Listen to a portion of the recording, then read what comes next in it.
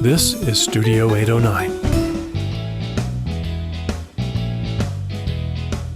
Hi, everybody. Welcome to the Outdoors with Hiking Bob podcast. I am your host, Hiking Bob Falcone. You can find me on my website at hikingbob.com, which has links to my social media, my columns at the 6035 Media, the other podcasts I've done, my photography website, and you can also support this podcast at Patreon, patreon.com/hikingbob, and you can be a supporter, help us pay the bills, and keep this podcast going, and you get rewards depending on your level of patronage.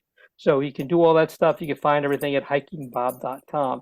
Today, after a long absence while I've been away, and we've had a lot of interviews with a lot of great guests, is Kevin Wild Westendorf.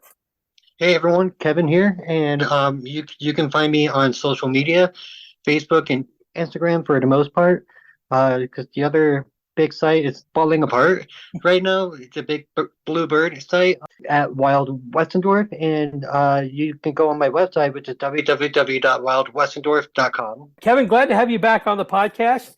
A lot of stuff has been going on, and I think we have a lot. We have had some great guests. I want to thank all the guests who've been on the podcast.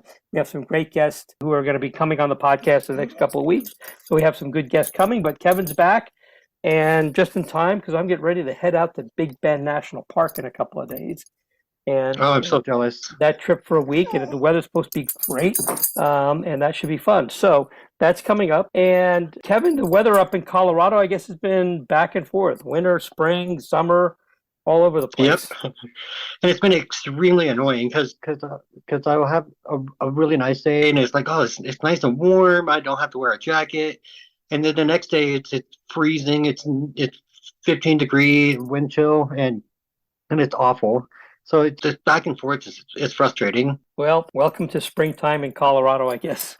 Exactly. I've been down here in Phoenix for about a month, and the weather here has been a little cooler than normal, and wetter than normal. But the bonus on that is for my photography, the wildflowers are just insane down here right now. So I've been enjoying. We've had a super bloom of poppies. If you follow me on social media, you've seen those pictures. And if you subscribe to my newsletter, I've also included a few pictures in the last couple of newsletters. So all that stuff happening down here, and it's supposed to warm up quite a bit in the next week or so. And April is when it really starts to warm up here, so I'm expecting that to happen. But anyway, great weather, and the nice thing is the moisture in Colorado will make for a pretty lush summer up there. So yeah, and I'll be back up there at the end of April, so be back there to see all that. A reminder to people that you got your ballots in the mail for the April election in Colorado Springs, besides electing a mayor and some city council people. A reminder to vote yes for issue number 1, which is the TOPS reauthorization for another 20 years of the TOPS tax. 1 cent on every $10, which goes to buy a lot of open space that we would not otherwise have in Colorado Springs. So please vote yes on issue number 1 on the Colorado Springs ballot. Kevin, the big topic I think I wanted to talk about, which is the news that came out last Wednesday, so a week ago, that the 6035 Media, which used to be the Colorado Springs Independent and the Business Journal, and a couple of newspapers from the military bases, and some local newspapers, which all conglomerated and went from a for-profit to a nonprofit status back in November, December last year, announced that they had to lay off about half of their staff. And I will tell you that they didn't have much of a staff. When I say much of a staff, they didn't have a large staff. I don't want to denigrate the staff. They were good people, but they didn't have a large staff to begin with. They had to lay off half the staff because somehow or another, and I don't know the details, and people are asking me, I'm as much in the dark as anyone. They found somewhere that they were missing, that they owed $300,000 in debt. Somewhere in that transition. That's a lot. That's a boatload of money by anybody's count. And because of this debt that they were not expecting and somehow missed in the transition from a for-profit to a nonprofit, they've had to lay off a bunch of people. And that announcement was made by them in their newsletter last Wednesday. And I put it on, I put a long statement on my Facebook pages about what this means to the city. And I'll let people know I write for them, but I am not an employee. I am a contracted freelance writer, so I am not an employee. I probably make in a year at the Independent because they pay me per column. I probably make in a year less than what they pay a regular employee in a month, to put some of this in Oh, perspective. okay. So not a lot of money. But in any case, what has happened is I've been told that I am on hold for at least into April sometime, and I don't know if I'm going to be back. I know a lot of really good people who were there and did some really great work have been laid off. I've actually been fired. They've been pink slipped. They've been let go, looking for other jobs. So I don't know what's going to happen there. It's an astonishing turn of events. A lot of people are treating this like the paper is out of business. They say they're going to keep running and printing, which is they just do once a week, and updates on their website. They say they're going to keep going. Of course, that's what they're going to say, and I'm not saying they're not telling the truth, but of course, that's what you want them to say because they're trying to find a way out of this hole. But in any case, I don't know what's going to happen there. My columns started there 9 years ago this coming July, so I've been there probably Oh, longer, wow. probably longer than a lot of people who actually work there have been there. And I don't know. I may or may not be back. I really don't know what's going on there. So if you've been looking for my columns, you're not going to. There was not one this past weekend. There will not be one this coming weekend. There will not be one the weekend following.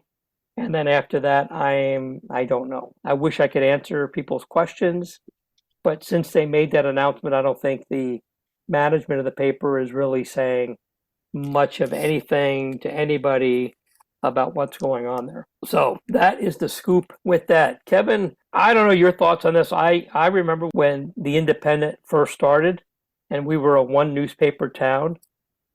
And I don't care what side of politics or things that you're on, a one newspaper town is not a great thing. They give Yeah. you one point of view, especially if the sole newspaper is very editorially, as a big editorial voice, I guess is the way I'm trying to put it. Their opinions may or may not coincide with yours. You may not agree with their opinions. And when you're a one newspaper town, and so many more towns are, even Denver is essentially kind of a one newspaper town. It used to be the Denver Post and the Rocky Mountain News. Rocky Mountain News went under some years ago. You need two voices, at least editorially, to get a balanced point of view, I think. So if the worst were to happen with 6035 and we became again a one newspaper town, I think it would be bad for the community. And I've had people who are ideologically not in line with 6035, which tends to be more liberal. And I'll be honest with you, I am not completely ideologically aligned with their editorial stance on a lot of things. But nevertheless, I wrote about outdoor recreation. It didn't matter what politics were. The only politics I ever talked about were related to outdoor recreation. I was there to my goal was to address a completely different thing. But even people who may not have been ideologically aligned with 6035, at least are telling me they recognize that it's good to have more than one voice in the community. So I'm heartened to see that. I hope the best comes out of this. And, I don't know what's going to happen. I've gotten some nice comments from people at the other paper, at the Gazette, and it's good to hear from them. And I did take a swipe at the Gazette, and I need to make it clear that I was speaking of one small part of the operation at the Gazette, specifically Out There, Colorado, which my opinion has been not very good opinion of them, and it still maintains that. However, Seth Boster, who writes the more outdoor related stuff, and kind of does what I do at 6035. I have nothing but respect for Seth. He and I have chatted long about different things, and I've seen his reporting, and he left a very nice note on my comment on my Facebook page. I wasn't particularly taking a swipe at all the reporters over there, but at Out There, I just don't have a lot of respect to. They seem to be all you have to do is look at their newsletter. Everything starts off with somebody died or something, and not very substantive work other than just repeating news releases and very little original content. But for Seth and the people who like Seth and the other reporters, they're not meant to be a swipe at them at all, and definitely respect most of the work that most of them do there. In any case, Kevin, your thoughts on this whole debacle, which I can't find a better way to put it. It's what it is, a Yeah, debacle over at 6035. What do you think? I'm surprised with how small of a publication they are that they just somehow didn't notice $300,000 of debt. It would make more sense if the Gazette had that because it's owned by a billionaire. It's much larger, much more far-reaching, and I don't know how that could happen, but I don't have a business major, so I just wouldn't know. It truly is a bummer because I am afraid of its future because I completely agree with you that it's extremely important to have a second voice in this town. And even though I'm much more on the left, there was still stuff that they wrote that I did not agree with. But I think it's really important to have a counterbalance, especially because I don't have the highest opinion of the editorial board at the Gazette. Especially in recent years, they've come out with some really wacky stuff. So it was nice to have the counterbalance there. I've got a lot of friends who used to work there now, and just seeing all their Facebook posts about their memories and experiences. I got one friend who worked there for 17 years, I think, and he played a bunch of different roles in that time. So my heart just breaks for everyone who was let go. But yeah, the next few months are going to be interesting to see if they survive or not. Well, we can hope for the best. I certainly am. I had not planned on stopping writing there anytime soon. I was hoping that the last column I wrote was not going to be the last column I wrote. That makes sense. Oh yeah. You know what I mean? So, but fingers crossed. So the paper is not dead. I want to make it clear, everybody. The paper is still there. They are still operating. Obviously on a very tight, crazy tight budget. They're trying to find a way out, and they are asking the public to help. So if you go to 6035 Media.org, and it's 60 and then the number 35 media.org, and you can help support them and donate and help them. They are a nonprofit, so your donation to them are tax deductible. So if you can find it in you to do that, I hope you do, that you support them. It's not so much for me. It's not my sole source of income. It's not my main source of income. It's not anything like that. I did it because I liked it, and they were nice enough to pay me a small amount for it. But it's to get the real professional journalists, because Kevin, I was not a professional journalist. I didn't go to college to become a journalist. I was a firefighter who just had a knack for writing. I'm hoping that they can get some of those people back in there. Matthew, who wrote great restaurant reviews, and all these other people there who work there, that they can get some of these people back to work and keep that newspaper running. So that's what I think everybody should want, and hopefully they can make that happen again. But in the meantime, you won't see my column there for a while, at the very least, and that's okay. Yeah, I took a little break at the beginning of the year when they were doing that changeover from a for-profit to a nonprofit because they weren't publishing. Took some time off. I've taken time off before. There was a couple of years ago when they let go of all the freelancers, including me, and about a month later they brought me back, and I was excited to be back. And that's right. I forgot about that. So these things have happened before. The newspaper business overall in the country is a very tough business. It is hard for newspapers to make money with online content and the cost of printing a paper and distributing a paper and paying staff. The newspaper business is a tough business. And that's why Denver went from having two great old newspapers to just one. And the Denver Post is not a bad paper. Out of that, however, came the Colorado Sun, which publishes online and is a good newspaper. It's not a Denver-only newspaper, but they're really good, online newspaper. A lot of that done with people who were used to be at the Rocky Mountain News and some from the Denver Post and people they picked up along the way. And they've created a conglomerate of other, local community newspapers up there. So there are ways to keep good journalism there, but it is a tough business. And I don't know anything about the ins and outs of the Gazette, but they are owned by a billionaire. And it's probably not hard to imagine that that's maybe one of the things helping keep them alive, because they're facing the same issues as any other newspaper in a decent sized town. Is how do you get revenue, and advertising dollars and subscribers to stay alive? It's got to be just as tough on them. Being owned by a billionaire who can pour money into them probably doesn't hurt anything. I guess 6035 needs a needs a billionaire to help him out. If you know any billionaires with a spare $1 billion they want to get rid of, I tell you, there's a newspaper in Colorado Springs that can use their help. But in any case, it's a tough business all the way around. A lot of newspapers in the country have gone to printing maybe 3 times a week and doing online in between. Some are only printing on weekends. Some have had to really do the same thing that's happened here, cut way back on staff. It is a tough business to be in. And I guess it shouldn't be a surprise that is struck at home. But hopefully other places have figured out how to work around this. And I'm hoping that here at the Colorado Springs at 6035, they can do the same thing. What was their rationale to convert to a nonprofit? Well, it all boiled down to money. And what happened if they converted to a nonprofit, then they would be eligible for grants and things like that are geared towards journalism. So I believe that was one of the big reasons. And the drawback to that, of course, is when you become a nonprofit, you can no longer become an opinion piece.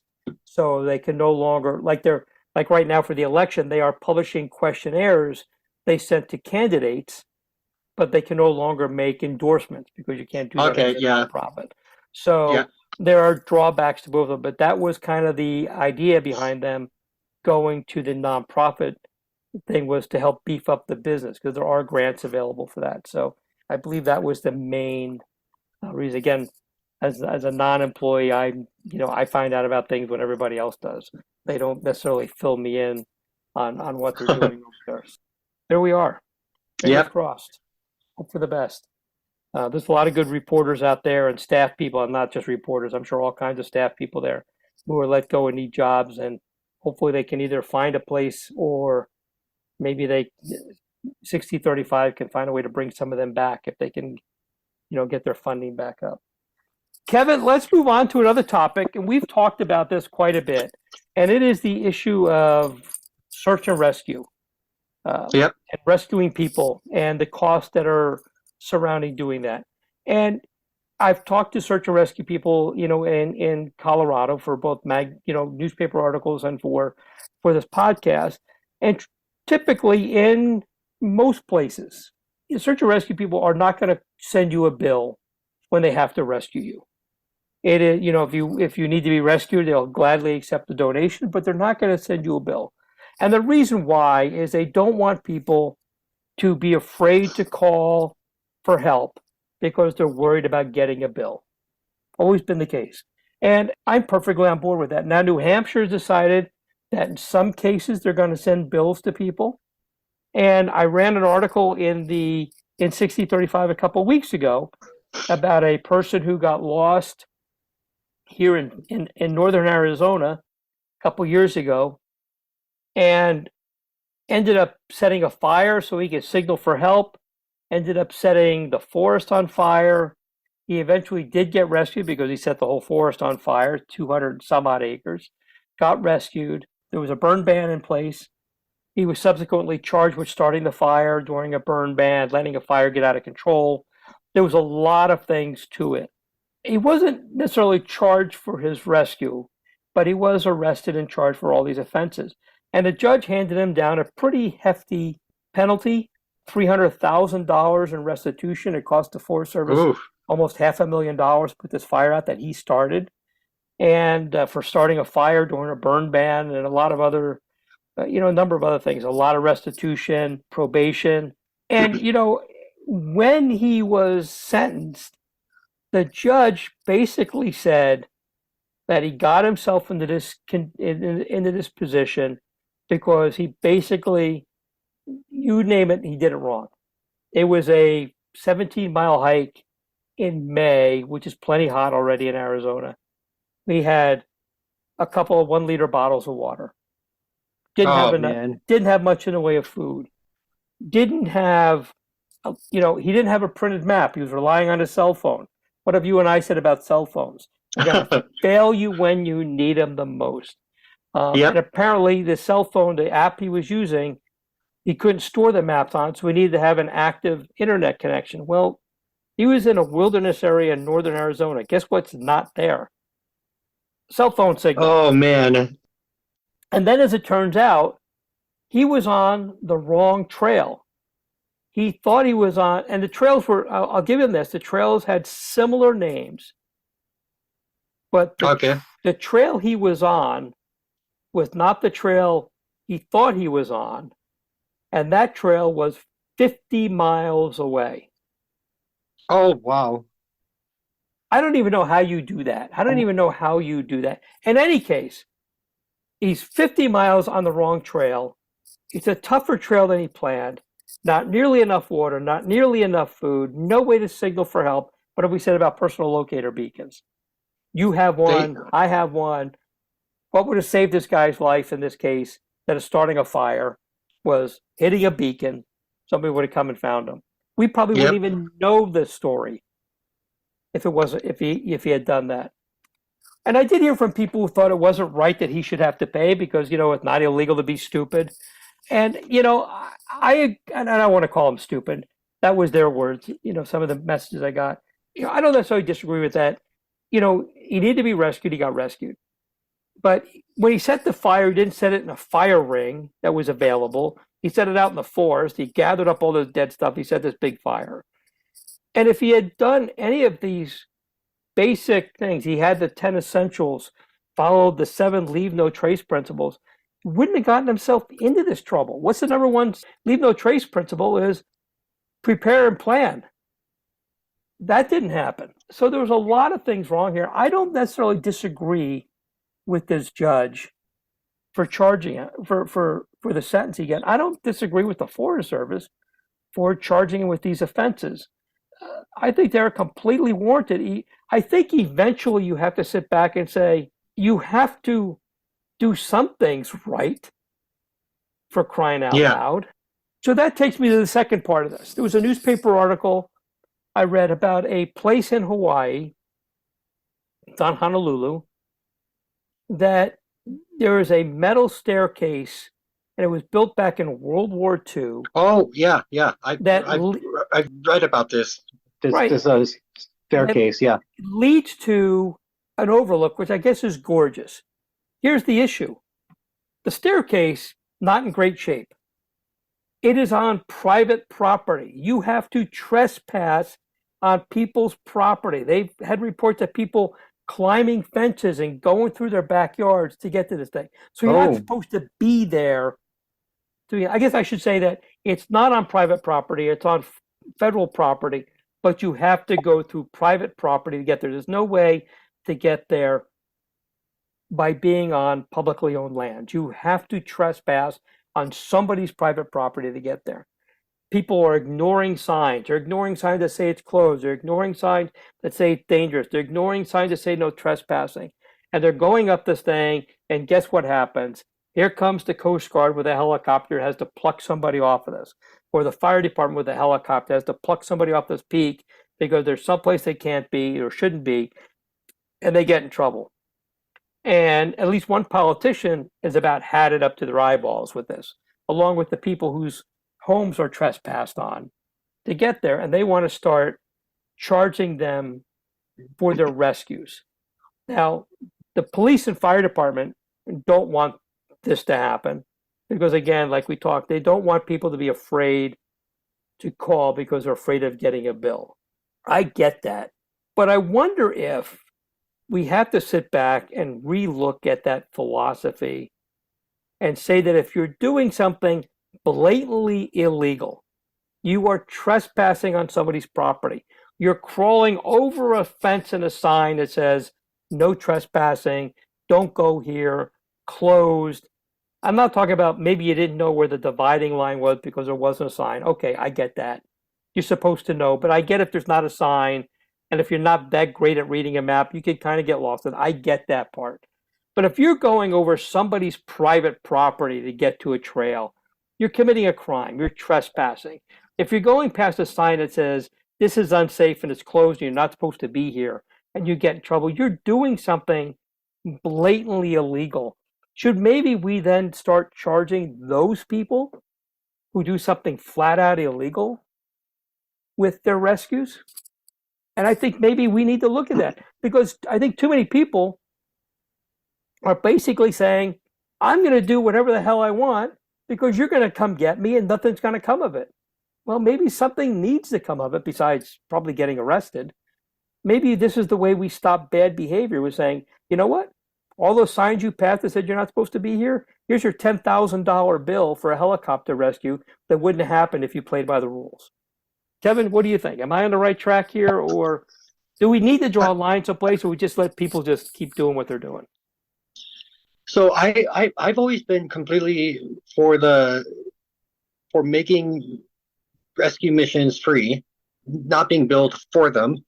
Even if someone is just being really stupid or careless, I also think if it's an area that is clearly posted up with a bunch of signs saying this is private property, no trespassing, no with warnings that are blatantly obvious to see. Like it's not like one little sign on a random tree. Yeah, like you should shoulder some responsibility for that because you see all these signs. You climbed over a fence. You knowingly went into someone's backyard.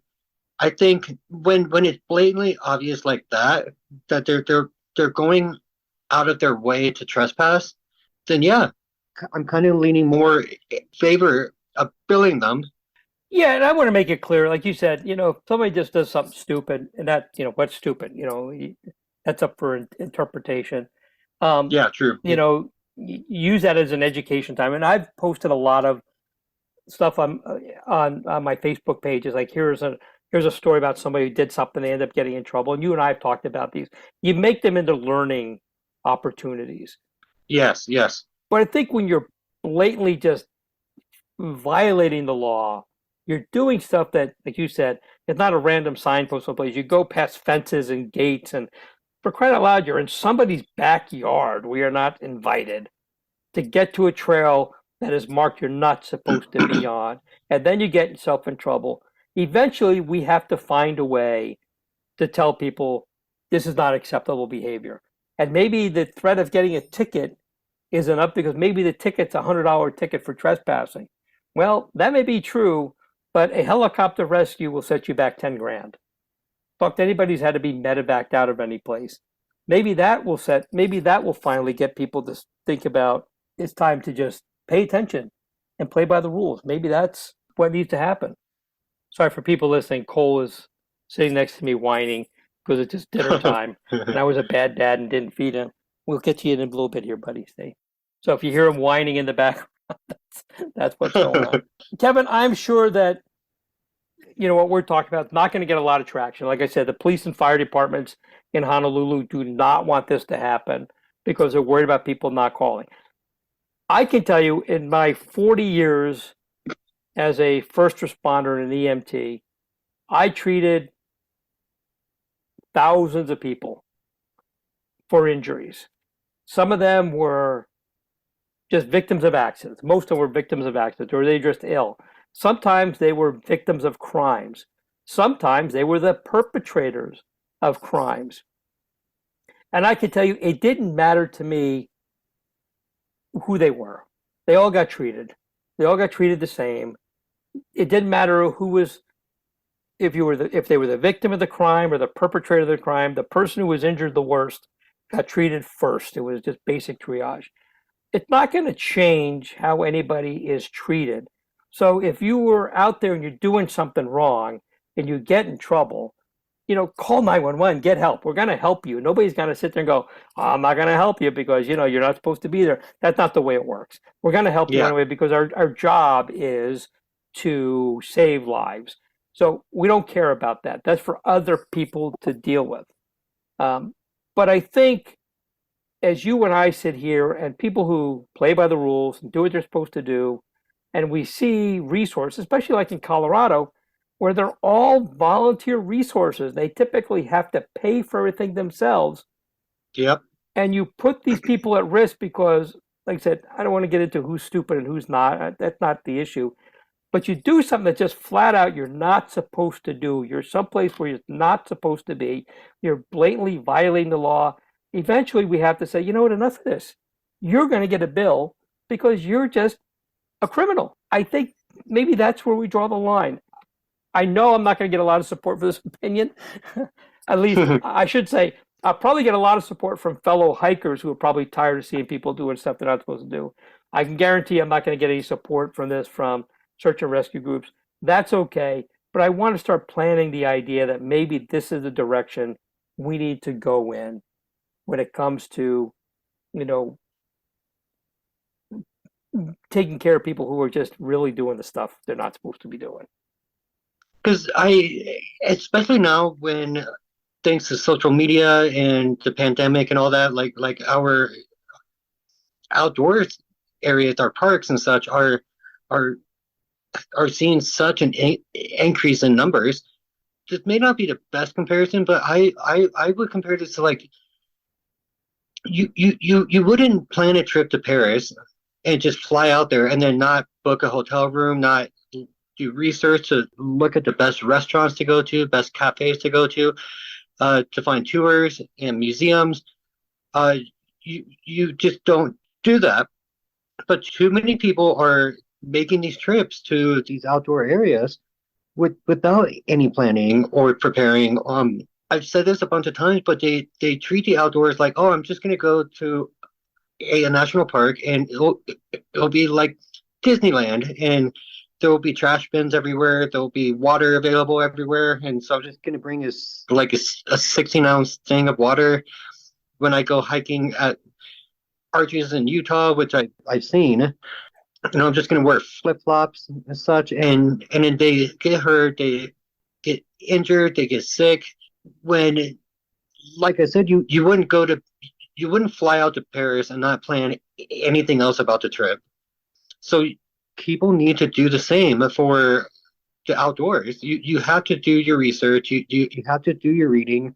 Everyone has smartphones. You can do it on your phone. You have the whole world of information about the outdoors at your fingertips.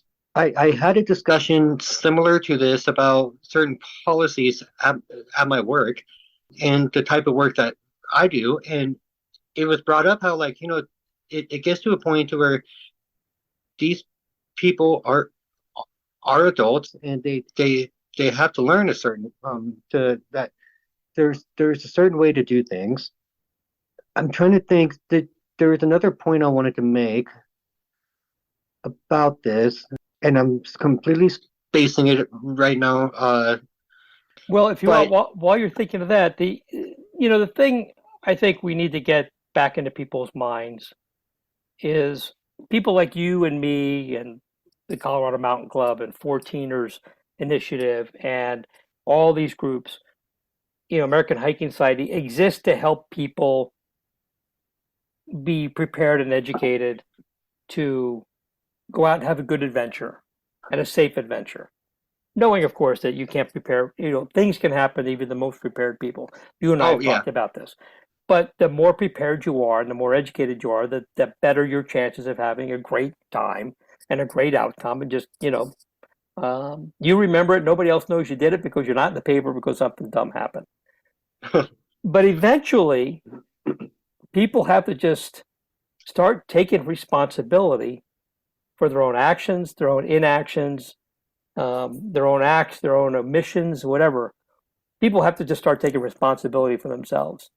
And that's what I'm talking about with this thing, about doing something illegal. In Guard of the Gods, for example, you can't be more than 10 feet off the ground. People love to go scrambling on those rocks. Oh, yeah, I see that all the time. Well, those people, in a lot of cases, I shouldn't say a lot of places. I haven't been there in a while when I've seen a rescue there, but I know not too many years ago, people would get pulled off of those rocks, and it typically happened in the summer because they're too far up. They don't have climbing gear. They haven't registered as a climber, and they get rescued and they get a ticket from the police department. And technically, they could be also charged for those rescues. It's in the city ordinance. They can be charged for those. I don't know that the fire department sends them a bill. Obviously, if you get transported by ambulance, you get a bill from the ambulance company that applies to search and rescue operations too. But they traditionally would get a ticket from the police department. And I imagine in Honolulu, where they're dealing with this incident, they're probably getting tickets. The problem is the ticket is probably not nearly as much as what the cost of the rescue would be, and that's why they're doing this. And people just They can't just look at this like, what are you going to do? You're going to give me a slap on the wrist. Well, I'm going to give you a slap on the wrist and a $10,000 bill. So yeah, the ticket's not going to be much. The bill's going to be a lot. And maybe that's what needs to get people to start taking responsibility for their own actions and just not blowing it off. I don't know. Like I said, I know this is not going to be a popular opinion that I'm expressing here, but I think it comes a time when we just have to, when do you say enough's enough? And we are talking about a tiny percentage of all the search and rescue operations. We're not talking about a huge number of operations. We're not talking about anything that's going to make or break the bank for a search and rescue team.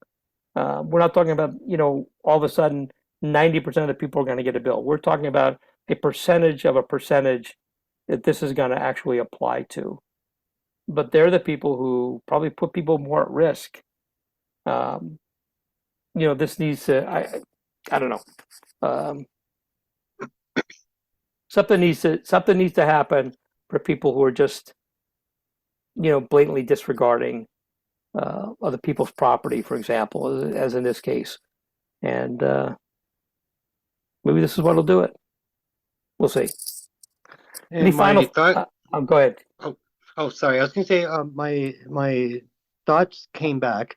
I totally understand the worry that having fines and like a bill will discourage people from calling for help. But also, I think most people would call for help anyway because they could be, because I would rather survive and live than and get a $10,000 bill than just like, well, I'm not going to pay 10 grand, so I'm just going to lay here and die. Like, I think most people's survival instincts will allow them to ignore the chance of a bill. And of course, the other part of that argument is if you're not doing something illegal, you don't have to worry about it. So true. Yep. So there you go. Again, I'm not talking about rescues for people who aren't prepared. I'm not talking about rescues for people just have a bad accident. I'm talking about flatly, blatantly, illegally doing something. We're talking about a very tiny, tiny, tiny percentage of all search and rescue operations. So I'm not talking about a big thing here. Kevin, go ahead. Oh, sorry. I do think it should be an automatic bill for anyone. It doesn't matter how they got hurt, if they're trespassing, or if they prepared and they're on a public land. But I do think it should be an automatic bill for anyone named Nick, just because that's the way it should be. So apparently a friend of yours has gotten something dumb. Yeah, Nick is a fan of the show, and so I just wanted to poke a little bit of fun at that. Nick, your ex-friend Kevin said that. Oh boy. Well, address all letters to Kevin Westendorf. Comments and letters, please. And if you send them to me, I'll be happy to forward them to Kevin. Please do.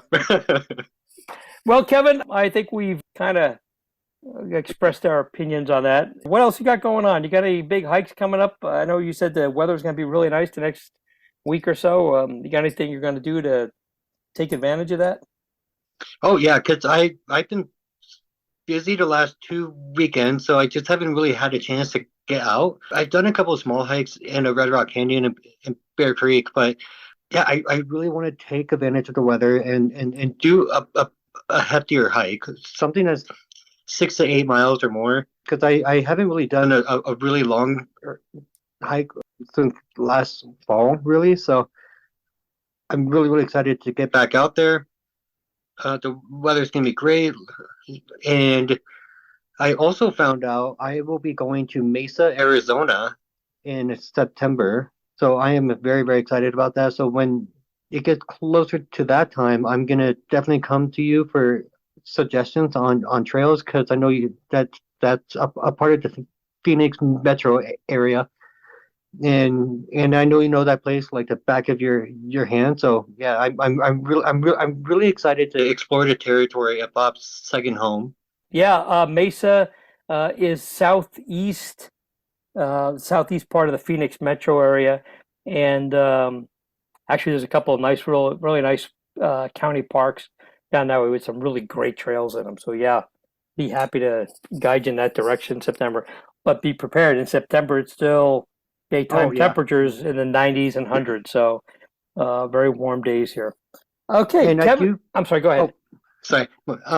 I do want to try and plan a stop at Saguaro National Park because it's only about an hour away, I think. Have you ever been there?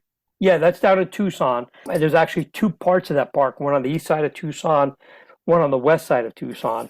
I think the east side is prettier. Both are really nice. The east side's got some hiking trails, really pretty, up against the mountains. If you go to the west side, there's a road called Gates Pass that goes over a pass. And at sunset, Gates Pass is just gorgeous. Oh, okay. And there's also an old studio on the west side of Gates Pass and near Saguaro National Park, the west part of that used to be used. It's an old western town, used to be used as a movie set. Oh, cool. Cool. You can visit there. So I love that stuff. Yeah, so pretty cool stuff over there. I haven't been to Tucson. Well, we were in Tucson in December when we were down here, but we didn't. We were visiting some friends. I didn't get a chance to do any hiking down there, but really nice. So you would love Saguaro National Park. I think the east side is definitely prettier than the west side, but both of them are pretty cool. So yeah, you should have a blast when you're down here. How long will you be in Mesa? I think it's just gonna be like five days or so. Because my mom is going out there to see some family, and she asked me if I wanted to join. I was like, yeah, sure. So I'm just gonna get my own car and say hi to my family for 5 minutes maybe, and be like, well, see you later. I'm out of here. Yeah.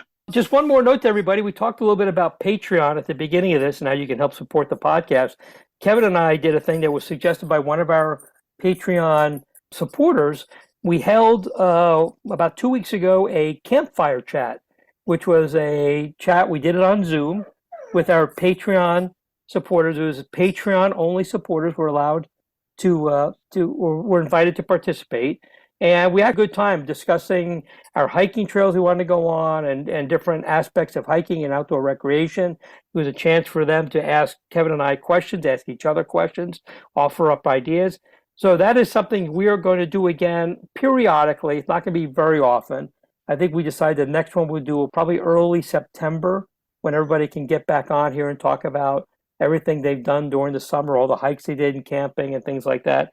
So if you want to partake in that, become a Patreon supporter. It's available to all levels of supporters. We're not going to discriminate against your level of support. So anybody who is a Patreon supporter will get invited to these campfire chats that we will hold periodically. And I think it's a great thing.